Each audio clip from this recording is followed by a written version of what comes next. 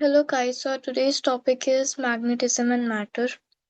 तो सबसे पहले हम बात करेंगे इससे पहले वाले चैप्टर की, जो कि था moving charges and magnetism. So since it was a long chapter तो पहले हम ये वाला पढ़ेंगे एंड इसमें कुछ कुछ रेफरेंस है जो पहले का यूज होगा, but I will tell you that also. तो हमारा थोड़ा सा जो बड़ा वाला चैप्टर है उसका छोटा पार्ट पहले कवर हो जाएगा। Okay, so let's start with magnetism and matter. पहले बात करते हैं बार मैग्नेट की। तो हमने सबने बार मैग्नेट तो देखी है बचपन में, वो एक ऐसे लाइक चौकोबार टाइप सा होता है, रेक्टेंगल, क्यूबॉइड बेसिकली, राइट। उसके अंदर एक प्लस एम होता है, एक माइनस एम होता है, ठीक है। जो प्लस एम होता है दैट इज नॉर्थ एंड जो माइनस एम होता है दैट इज साउथ, राइट। अगर आप पूरी मैग्नेट की लेंथ देखोगे तो उसे हम एल से डिनोट कर रहे हैं यहाँ पर, और अगर आप सिर्फ पोल्स का डिस्टेंस देखोगे, जैसे प्लस एम और माइनस एम, ये जो पोल स्ट्रेंथ है इसका डिस्टेंस देखोगे, so that will B L not. अब हम क्वेश्चंस के अंदर एल से ही काम चलाते हैं because we know that L naught is approximately equal to 5/6 of L, or in other ways I can say L naught is 0.91 of L, so it approximately same। तो इसलिए हम एल एल नॉट दोनों को equal लेके ही आगे further काम करेंगे, but अगर हम एल का नाम देखें तो एल को हम जोग्राफिक लेंथ कहते हैं, वेयर एज एल नॉट को हम मैग्नेटिक लेंथ से जानते हैं। Now small M pole strength होता है, ये मैंने बता दिया। अब मैग्नेटिक मोमेंट की बात करते हैं। मैग्नेटिक मोमेंट होता है एम इंटू एल, मतलब pole strength into length of the magnet, right. Direction आपको पता है मैग्नेटिक फील्ड की क्या होती है, साउथ टू नॉर्थ होती है, आउटसाइड द इलेक्ट्रिक फील्ड अगर हम बात करें। अगर अब हम फील्ड लाइंस की बात करेंगे, मैंने बहुत सारी फील्ड लाइंस ड्रॉ करी हैं, ठीक है, अकॉर्डिंग टू द स्ट्रक्चर, तो आपको ये समझना कि कैसे वो बनेगा। तो देखो, अगर ये एक इनफाइनाइटली लॉन्ग सोलेनॉइड है तो अब इसका मैग्नेटिक फील्ड का फॉर्मूला होता है that is mu not an I, right. अब ये फॉर्मूला कहाँ से आया है ये हमें अगले चैप्टर में पता चलेगा, बट यहाँ पे जो स्मॉल एन है that is basically capital N upon L. Capital N यहाँ का मतलब है, कैपिटल एन का मतलब है नंबर ऑफ टर्न्स, कि कितनी बार टर्न किया गया है, and L is length of the solenoid, so number of turns per unit length is basically small N. So magnetic moment का फॉर्मूला क्या बना, म्यू नॉट एन आई। इसका डेरिवेशन वगैरह वो नेक्स्ट चैप्टर में है। इसकी जो डायरेक्शन होती है मैग्नेटिक फील्ड की, वो कैसे होती है, आपको राइट हैंड थंब रूल लगाना है, ठीक है। राइट हैंड थंब रूल लगाने को पता चल जाएगा। इसके अंदर सपोज जो आपका करंट है वो ऐसे फ्लो कर रहा है, अगर मैं आपको दिखाना चाहूँ, सो करंट की डायरेक्शन हमारी ऐसे है, मतलब ऐसे, ठीक है, इस डायरेक्शन में। सो आप अगर देखोगे तो करंट की डायरेक्शन में अगर मैं अपनी फिंगर्स रखूं और उन्हें कर्ल कर लूं, जिस तरह से करंट मूव कर रहा है, तो ये मेरा राइट हैंड है, इधर ये ऐसे, ठीक है, अंदर की तरफ, इधर बाहर की तरफ निकल रही है करंट। तो अगर मैं इसे ऐसे करूँ, राइट हैंड थंब रूल लगाएंगे, तो जो मेरी मैग्नेटिक फील्ड है वो इस तरफ आ रही है, ठीक है। तो ये ऐसे हमें पता चलता है। वेयर एज हम अगर बात करें अब next magnetic field lines of finite solenoid की बात करें, तो इसके अंदर देखो जो करंट की डायरेक्शन है वो ऐसे है, ऐसे, ठीक है। तो मैग्नेटिक फील्ड इस तरफ आएगी, तो देखो मैग्नेटिक फील्ड इस तरफ, since it is a finite solenoid, पहले हमने इनफाइनाइट देखा तो स्ट्रेट लाइन हमारी मैग्नेटिक फील्ड लाइन की बन रही थी, but since it is a finite solenoid तो इसका ये ऐसे जाकर क्लोज लूप बनाएगा। हमें पता है जो मैग्नेटिक फील्ड लाइंस होती है वो क्लोज लूप बनाती है, so it will go and form close loop, ठीक है। इट विल बी लाइक, ये नॉर्थ हो गया, नॉर्थ टू साउथ, ठीक है, नीचे से भी नॉर्थ टू साउथ। अगर हम फील्ड्स ऑफ पार मैग्नेट की बात करें तो हमें पता है कि इनसाइड अ पार मैग्नेटिक कैसे जाती हैं, आउटसाइड जाती है north to south and inside जाती है साउथ टू नॉर्थ, ये हमें पता है, राइट। और अगर हम बात करें अब next topic is properties of magnetic field line. अगर properties of magnetic field lines की बात करें तो हमें पता है magnetic field lines of a magnet forms continuous close loop. वो एक कंटिन्यूस क्लोज लूप बनाती हैं। टू फाइंड द डायरेक्शन हमें पता है, जैसे हमने इलेक्ट्रिक फील्ड के बारे में बात करी थी, अगर हमें किसी भी फील्ड का डायरेक्शन जानना है तो हमें उस पॉइंट पे पर्टिकुलर टैंजेंट ड्रॉ करना पड़ेगा। टैंजेंट हमें डायरेक्शन ऑफ मैग्नेटिक फील्ड दे देगा। The larger the number of field lines crossing per unit area, the stronger is magnitude of the magnetic field। मतलब डेंसर और उसका खेल है सारा।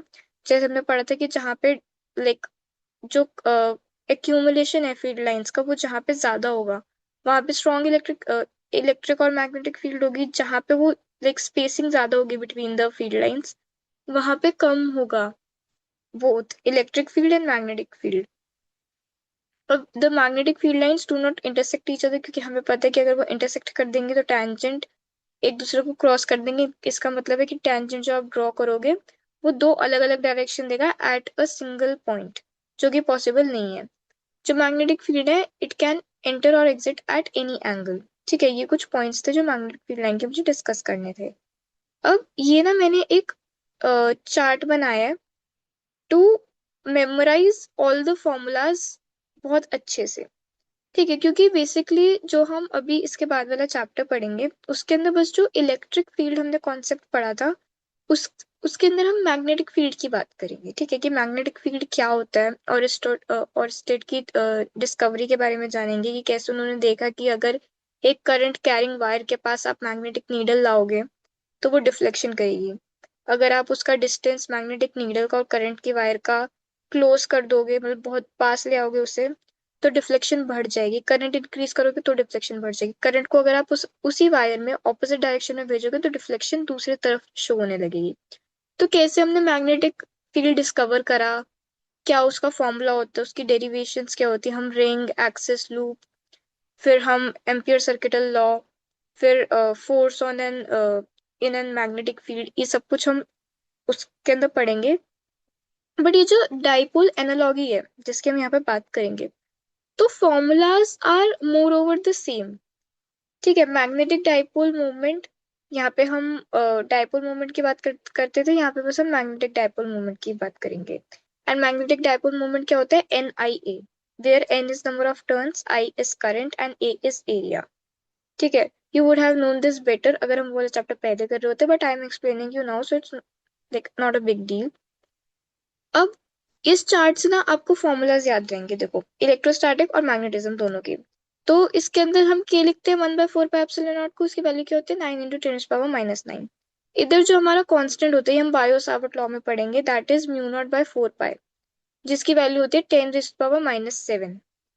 इधर हम क्यू से रिलेट करते हैं सारी टर्म्स को, यहाँ पे हम पोल स्ट्रेंथ से लाइक रिप्रेजेंट करते हैं सारी टर्म को।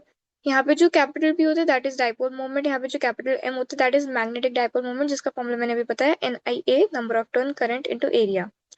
नाउ अगर हम टॉर्क की बात करें तो टॉर्क का हमने वहां पे फॉर्मूला डिराइव करा था P cross E which is P E sine theta. तो यहाँ पे क्या हो जाएगा, P को बस अब आपको सारी जगह पे P को M से रिप्लेस कर देना है और E को V से रिप्लेस कर देना है, because E is electric field और अब हम मैग्नेटिज्म की बात करें तो हमें मैग्नेटिक फील्ड की बात करनी है। सो टॉर्क का फॉर्मूला हो जाएगा एम बी साइन थीटा और बी क्रॉस एम। अगर हम वर्क डन की बात करें तो work done is P E cos theta one minus cos theta two. इधर अगर हम मैग्नेटिज्म में बात करें तो M B cos theta one minus cos theta two. Whereas if we talk about potential energy, so that is minus P dot E minus P E cos theta और minus M dot B minus M B cos theta।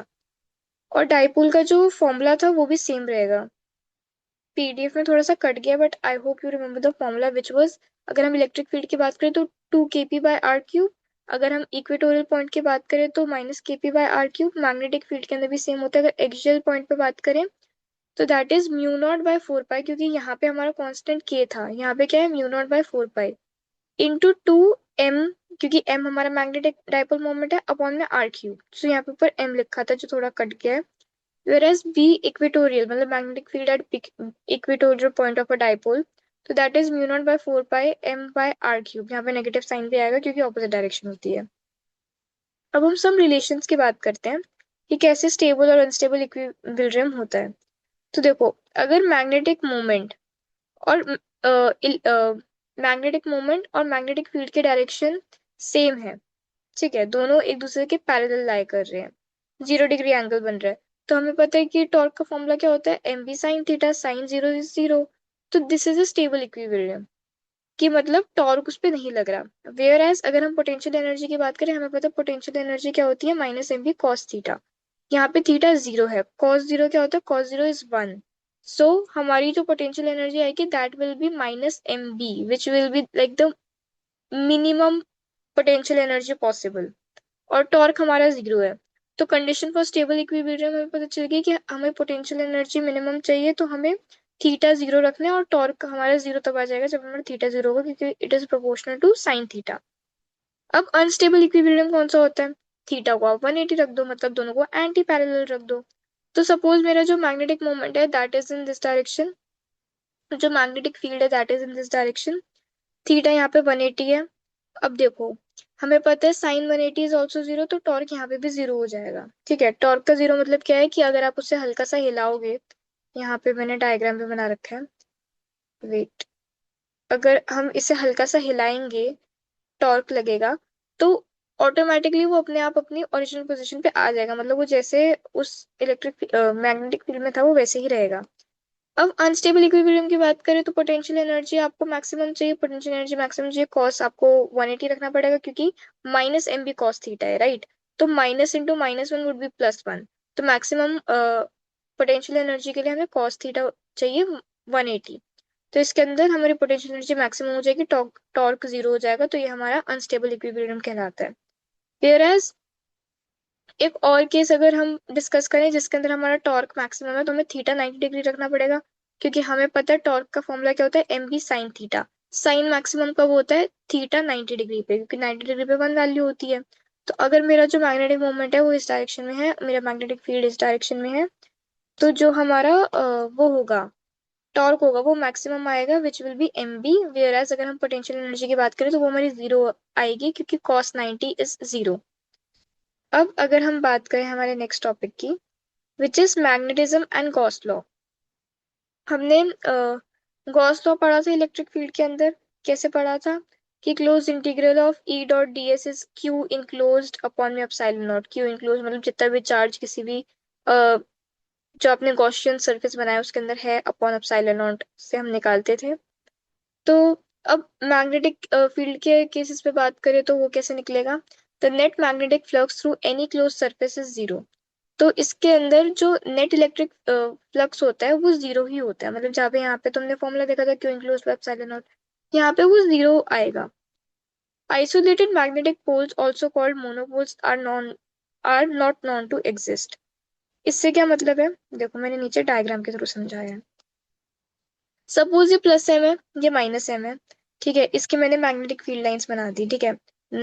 North to south जाएगा, अंदर south to north जाएगा। अब suppose मैंने ये loop लिया, क्योंकि close loop लेना है, ये माइनस एम के इर्द गिर्द मैंने जो सर्कल बनाया that is my closed Gaussian surface, ठीक है, ऐसे इमेजिन करो। अब इसमें एक चीज नोटिस करो, आपको क्या निकालना है, आपको नेट वो निकालना है, नेट फील्ड लाइंस, ठीक है, जो एंटर और exit, sorry, net magnetic flux, flux क्या था, number of lines passing through a surface area, वो हमने गॉस लॉ इलेक्ट्रोस्टैटिक्स में जब डिस्कस करते थे तब बात करी थी। तो इसके अंदर आप देखो जितनी फील्ड लाइंस इस लूप के अंदर एंटर हो रही हैं उतनी फील्ड लाइंस इस लूप के अंदर से बाहर भी तो निकल रही हैं, राइट। तो इसके अंदर जो नंबर ऑफ इनकमिंग है और जो नंबर ऑफ आउटगोइंग है वो सब तो इक्वल है। तो जो फील्ड लाइन एंटर कर रही है वो एग्जिट भी कर रही है, इसका मतलब क्या है कि जो हमारा फ्लक्स होगा वो जीरो होगा, जो हम अगर मैग्नेटिक फ्लक्स की बात करेंगे तो वो जीरो होगा। तो यही गॉस लॉ से हमें पता चला। Now next topic comes is magnetisation. Magnetisation को हम कैपिटल एम से डिनोट करते हैं। मैग्नेटाइजेशन क्या है, is a sample to be equal to its net magnetic moment per unit volume. तो इसको आप सिर्फ एक डेफिनेशन की तरह याद रख सकते हो कि net magnetic moment per unit volume को हम क्या बोलते हैं, मैग्नेटाइजेशन बोलते हैं। और अगर हम एक नॉर्मल भाषा में बात करें, सो इट इज बेसिकली कि कितनी अच्छी से कोई चीज मैग्नेटाइज हो पाएगी, मतलब आपको उसे अगर परमानेंट मैग्नेट बनाना है तो कितने अच्छे से उसकी टेंडेंसी होगी वो बनने की, ठीक है। अब सपोज ये एक ब्लॉक है, ठीक है, इसके अंदर ये डाइपोल टाइप रखे हैं, ठीक है, इसका नेट मैग्नेटिक मोमेंट अलग अलग जगह है। और अगर आप इमेजिन करो, ठीक है, कि अगर आप इन सबको एक इलेक्ट्रिक फील्ड प्रोवाइड करो जिसकी वजह से ये सारे एक ही डायरेक्शन में अलाइन हो जाए, तो अगर ये एक डायरेक्शन में अलाइन हो जाएंगे तो इनका मैग्नेटिक मोमेंट बढ़ जाएगा, राइट। और मैग्नेटिक मोमेंट बढ़ जाएगा तो ये ज्यादा अच्छी मैग्नेट बन पाएंगे। तो इसी को हम मैग्नेटाइजेशन बोलते हैं एक सिंपल भाषा के अंदर। Now m is a vector, इसकी डायमेंशन होती है l-1 a, and material is measured in units a by m, ठीक है, ampere by metre. It is a measure of how strongly the material is magnetised overall, कि कितनी आसानी से वो मैग्नेटाइज्ड हो रहा है। नाउ अगर आप इसका फॉर्मूला और निकालना चाहो तो मैग्नेटिक मोमेंट का फॉर्मूला मैंने क्या बताया था, NIA। यहाँ पे हम क्या इज्यूम कर रहे हैं कि number of turns is equal to a, मतलब number of turns is equal to 1, right. Whereas volume का फॉर्मूला हमें पता है, area into length is volume. So magnetic moment per unit volume को ए से ए कैंसिल हो जाएगा and I by L हमारा आंसर आ जाएगा। अब एक और चीज देखते हैं। Consider a long solenoid of n turns per unit length and carrying current I, the magnetic field in the interior of the solenoid is given by V not, हमें क्या मिलेगा, म्यू नॉट एन आई। ये मैंने starting में जब हम magnetic field line discuss भी नहीं करी थी तब मैंने बताया था। Okay, and now we know कि इसके अंदर हमें पता है कि हमको हमको ना इसके अंदर अब एक मटेरियल लगाएंगे जिसकी वजह से इसका जो नेट इलेक्ट्रिक मतलब नेट मैग्नेटिक मोमेंट है वो बढ़ जाएगा, वो ज्यादा जल्दी मैग्नेटाइज होगा, ठीक है। सो देखो यहाँ पे अगर आप फील्ड लाइन निकालोगे तो ये ऐसे निकलेगी, ठीक है। बी नोट का मैंने वो निकाल दिया फॉर्मूला, म्यू नॉट एन आई। अब इसके इंटीरियर के अंदर मैंने क्या करा, एक मटेरियल लिखा है विद नॉन जीरो मैग्नेटाइजेशन, ठीक है, जिसकी जो मैग्नेटाइज हो पाता है। और ऐसा मैंने मटेरियल इसके अंदर रख दिया, ठीक है। अब net B field of interior of the solenoid. अब अगर आपको नेट मैग्नेटिक फील्ड निकालनी है तो आप कैसे निकालोगे, B naught plus B M. B naught तो जो उसका पहले था प्लस बी एम करोगे, जो फील्ड आपकी और उसके अंदर एड ऑन हुई जब आपने मटेरियल को भी इंड्यूस कर दिया। तो इसको जब आप प्लस करोगे तो आपको पता चलेगा कि नेट मैग्नेटिक फील्ड क्या आ रही है। अगर हम अगर हम बात करें तो जो बी एम होता है that is mu naught into M, where M is magnetisation, जो हमने अभी अभी डिस्कस करा, right.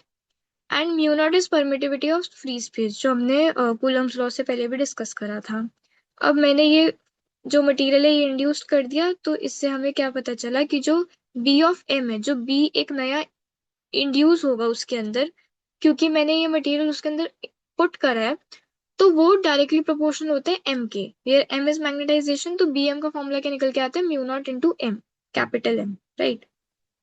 Now the next topic comes is magnetic intensity, जिसे हम एच से डिनोट करते हैं। It represent strength and direction of the magnetic field within a medium. ये क्या रिप्रेजेंट कर रहा है कि स्ट्रेंथ और डायरेक्शन क्या है मैग्नेटिक फील्ड की एक पर्टिकुलर मीडियम में। वो मीडियम एयर, वैक्यूम, वाटर, कुछ भी हो सकता है। Field in which material is placed, magnetisation called magnetising field. जिस फील्ड के अंदर, जैसे अब मैंने यहाँ पे मैग्नेटाइजेशन करना था इस मटेरियल का, ठीक है, सोलेनॉइड के अंदर जो मैंने मटेरियल रखा, तो इसके अंदर इसके लिए जो सोलेनॉइड की मैग्नेटिक फील्ड होगी वही इसकी मैग्नेटाइजिंग फील्ड होगी, राइट। इसका यही मतलब है। Now it is a measure of magnetising force applied to a magnetic material. तो it is basically a magnetising force जो एक मैग्नेटिक मटेरियल पे लगती है। इसकी एसआई यूनिट जो मैग्नेटिक इंटेंसिटी की है वो है एम्पियर पर मीटर। इसका फॉर्मूला जो होता है that is H is basically equal to B upon mu naught minus M, ठीक है। अब इसके अंदर मैं एम को उस तरफ ले गई तो बी बाय म्यू नॉट क्या आया, एच प्लस एम। अब यहाँ से हमें पता चलता है कि B is equal to mu naught bracket H plus M, ठीक है। ये मैंने इसी को सॉल्व करके रखा है। जो बॉक्स के अंदर फॉर्मूलाज हैं वो आपको याद रखने हैं।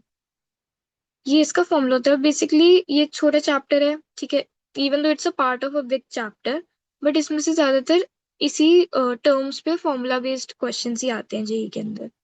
Now if we talk about magnetic susceptibility, ठीक है, susceptibility, इसको हम काय से डिनोट करते हैं, इसका बेसिकली क्या मतलब है, कौन कितना इजिली मैग्नेट बनेगा, ठीक है। अब पढ़ते हैं। It is a measure of how easily a material can be magnetised when placed in an external magnetic field. जब उसे एक एक्सटर्नल मैग्नेटिक फील्ड में रखा जाए तो कितनी जल्दी वो मैग्नेट बन जाएगा। It is a dimensionless quantity, एक डायमेंशनलेस क्वांटिटी है that indicates whether a material will be attracted to paramagnet and ferromagnet and repelled from diamagnetic a magnet field from a magnetic field। तो इसके अंदर basically हम ये तीन classification पता चलती हैं कि कौन सा जो हमारा मैग्नेट है वो पैरामैग्नेटिक है, कौन सा फेरोमैग्नेटिक है, और कौन सा डायामैग्नेटिक है। डायामैग्नेटिक बेसिकली रिपेल करता है मैग्नेटिक फील्ड को, जो पैरामैग्नेटिक है वो वीकली अट्रैक्ट करता है, और फेरो इज लाइक द बेस्ट सब, मतलब वो कि बेस्ट, वो मतलब पूरी इलेक्ट्रिक मैग्नेटिक फील्ड को अट्रैक्ट कर लेता है, बहुत इजिली अट्रैक्ट होता है। Now, magnetic susceptibility is a mathematically defined as ratio of magnetism to the applied magnetic field strength. तो chi की वैल्यू क्या होती है, m/h, where m is magnetization and h is magnetization intensity। तो capital M की value क्या आ गई, chi into h। अब हमें पता था, जो हमने देखो ऊपर यहाँ से डिराइव करा, देखो ये वाला B is equal to mu naught bracket H plus M, right. तो इसको ही अब मैंने यहाँ पे लिया। अब हमें पता है कि ये फॉर्मूला होता है। अब मैंने यहाँ पे क्या करा है, बेसिकली M की जगह पे मैंने काय H लिख दिया। तो मैंने M की जगह काय H लिखा, H कॉमन ले लिया, तो क्या बना, B is equal to mu naught 1 plus chi bracket H। तो 1 प्लस काय को क्या लिख सकते हैं, म्यू आर लिख सकते हैं, which is relative permeability, and mu naught into mu R को म्यू लिख सकते हैं। तो B is equal to mu H, where H is magnetic intensity and mu is basically mu naught into mu r. Now we will talk about the three classification of material: diamagnet, magnetic, paramagnetic and ferromagnetic. So diamagnetism क्या होता है? Diamagnetism substances are ones which are in which resultant magnetic moment in an atom is zero, जिसका resulted magnetic moment हमें पता है कि NiA जो होता है वो जीरो होता है। When magnetic field is applied, those electrons having magnetic moment in the same direction slow down and those in opposite direction speed up। तो जब मैग्नेटिक फील्ड लगाई जाती है उन इलेक्ट्रॉन पे जिनके पास एक ऑर्बिटल मैग्नेटिक मोमेंट होता है। ऑर्बिटल मैग्नेटिक मोमेंट बेसिकली क्या होता है, देखो जो न्यूक्लियस है, न्यूक्लियस के आसपास चारों तरफ इलेक्ट्रॉन घूम रहे हैं सर्कुलर ऑर्बिट के अंदर, राइट। तो वो जो इलेक्ट्रॉन है वो अगर घूमेगा मतलब एक सर्कुलर लूप के अंदर, तो उसके अंदर एक मैग्नेटिक मोमेंट, क्योंकि उसके अंदर करंट आ जाएगी, करंट आ जाएगी तो मैग्नेटिक मोमेंट आ जाएगा, राइट। तो उसी को हम एक टर्म बोल रहे हैं ऑर्बिटल मैग्नेटिक मोमेंट। अब जो सेम डायरेक्शन में होंगे वो स्लो डाउन हो जाएंगे और जो ऑपोजिट डायरेक्शन में होंगे वो स्पीड अप हो जाएंगे। तो ये कुछ लाइक वियर्ड लग रहा है सुनने में, राइट। ये इसलिए है क्योंकि ये लेंस लॉ पे बेस्ड है। लेंस लॉ हम एसी के अंदर, ईएमआई के अंदर, एएमआई के अंदर पढ़ेंगे बेसिकली। तो लेंस लॉ बेसिकली क्या कहता है कि जिस चीज से मतलब जो चीज उस चीज से उत्पन्न हो रही है, ठीक है, मतलब बेसिकली जिससे वो एक एग्जिस्टेंस में आ रही है कोई चीज, वो उसी का ना ऑपोजिशन करने लगेगी। फॉर एग्जाम्पल, तो मैं यहाँ पे मैग्नेटिक फील्ड अप्लाई करी, तो बेसिकली जो सेम डायरेक्शन में थे उनको उसे स्पीड अप करना चाहिए था, बट वो स्लो डाउन कर रहा है।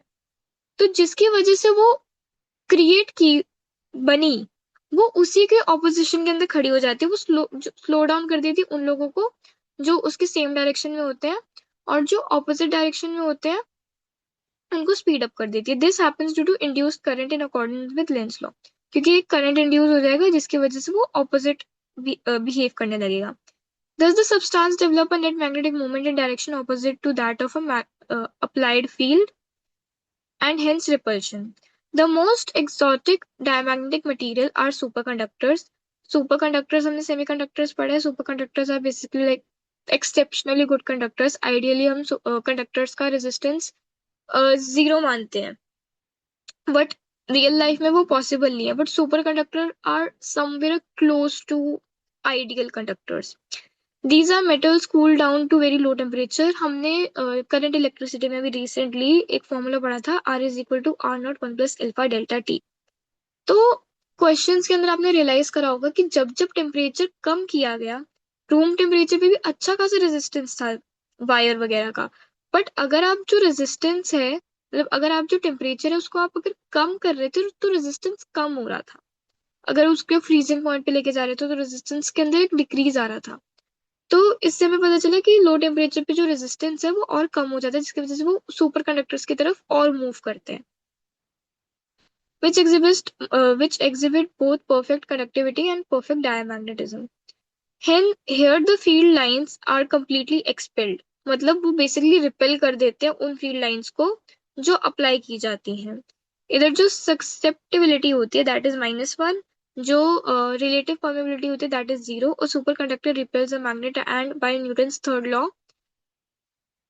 तो न्यूटन्स थर्ड लॉ हमें पता है कि every action has an equal and opposite reaction. तो अगर वो रिपेल कर रहा है मैग्नेट को तो मैग्नेट भी रिपेल उसको करती है, तो दोनों के उसमें बहुत ज्यादा रिपल्शन होता है।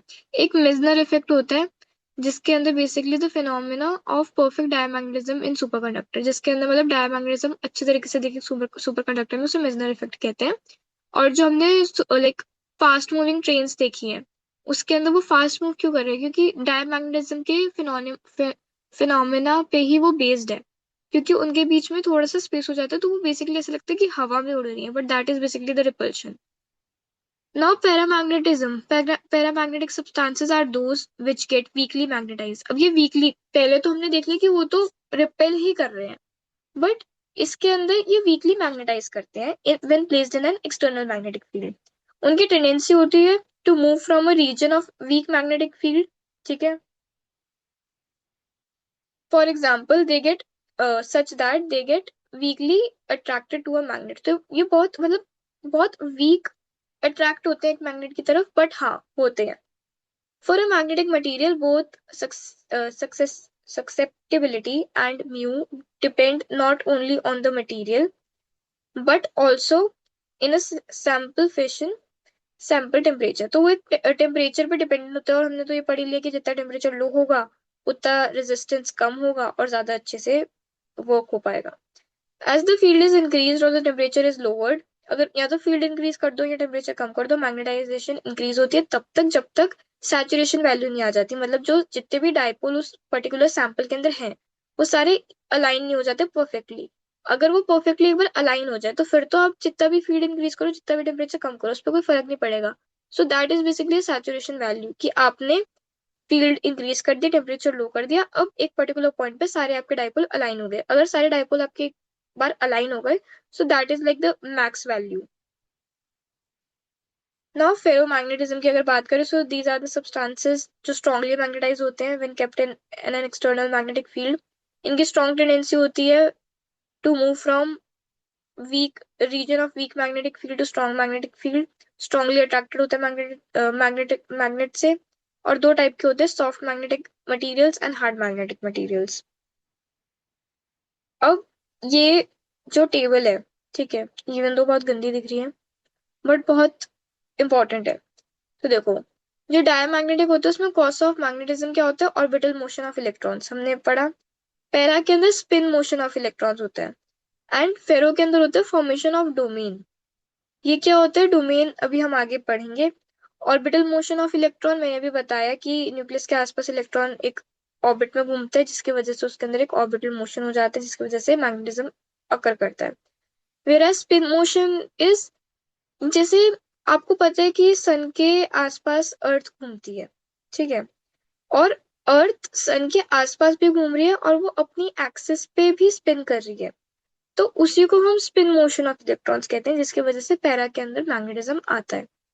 Now substance placed in uniform magnetic field, तो डिग्री ऑफ मैग्नेटाइजेशन क्या होता है, यहाँ पे पूर मैग्नेटाइजेशन होता है, रिपेल कर देता है ऑपोजिट डायरेक्शन में। देखो यहाँ पे ये ऊपर की तरफ से जा रहे हैं, मतलब यहाँ से कोई पास ही नहीं कर रहा, सारे रिपेल से हो रहे, थोड़ा सा कर्व सा आ रहा है यहाँ पे। Whereas poor magnetization in same direction, यहाँ पे कुछ एक दो फील्ड लाइन अंदर चली गई। Whereas strong magnetization in same direction, यहाँ पे देखो सारी ही अंदर से पास कर रही है। तो ये डिफरेंस होता है। अब डोमेन की बात करते हैं, जो फेरोमैग्नेटिज्म के अंदर बेसिकली एक रीजन होता है मैग्नेटाइजेशन होने का, So it is a region within a ferromagnetic material where magnetic moment of atoms are aligned in same direction. तो ये एक अनमैग्नेटाइज्ड फेरो मैग्नेटिक मटेरियल है. इसके अंदर सपोज ये सारे जितने भी इसके अंदर छोटे छोटे डायपोल थे, इनका नेट डायरेक्शन यहाँ आया. इधर जो जितने भी छोटे छोटे डायपोल थे, इनका नेट डायरेक्शन ये आया, इनका नीचे आया, इनका ऐसा आया, इनका ऐसा आया. ठीक है. अब जब इसे मैग्नेटाइज कर दोगे ना, तो सारे इक्वल मतलब सेम डायरेक्शन में अलाइन हो जाएंगे. तो देखो, ये जो है ये पैकेट्स बन गए छोटे छोटे. अब आपको सिर्फ ये पैकेट को अलाइन करना है. तो जब आप इसे मैग्नेटिक फील्ड के अंदर रखते हो तो बेसिकली ये पर्टिकुलर डायरेक्शन में अलाइन हो जाते हैं, जिसकी वजह से ये मैग्नेटाइज बहुत अच्छे तरीके से हो जाते हैं.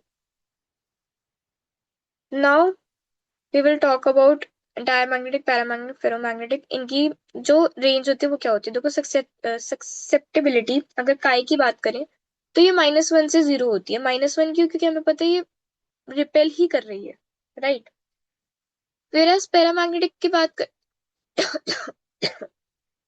सॉरी, पैरामैग्नेटिक की बात करें तो ये 0 से समवेयर अराउंड इक्वल टू 1 होती है. ठीक है. और ये जो होती है ये ग्रेटर देन 1 होती है फेरोमैग्नेटिक, क्योंकि इतनी अच्छी मैग्नेटाइजेशन होती है फेरोमैग्नेटिक में. तो वेराज अगर हम रिलेटिव परमेबिलिटी की बात करें तो ये 0 से 1 के बीच में होता है. ये 1 से भी लेके समवेयर इक्वल टू 2 होता है. मतलब ये बेसिकली मैक्सिमम वैल्यूज की 2 होती है. Whereas जो रिलेटिव परमेबिलिटी फेरोमैग्नेटिज्म की होती है that is much much greater than 1. इधर जो म्यू होता है वो छोटा होता है म्यू नॉट से, इधर जो म्यू होता है वो बड़ा होता है म्यू नॉट से, और इधर जो म्यू है वो बहुत ज्यादा बड़ा होता है म्यू नॉट से. यहाँ पे जो मैग्नेटाइजेशन होता है स्मॉल होता है, नेगेटिव होता है, स्मॉल होता है पर पॉजिटिव होता है, क्योंकि यहाँ पे तो रिपेल कर गया पूरा पूरा. यहाँ पे थोड़ा वीकली अट्रैक्शन तो है. वेयर इधर वेरी लार्ज एंड पॉजिटिव.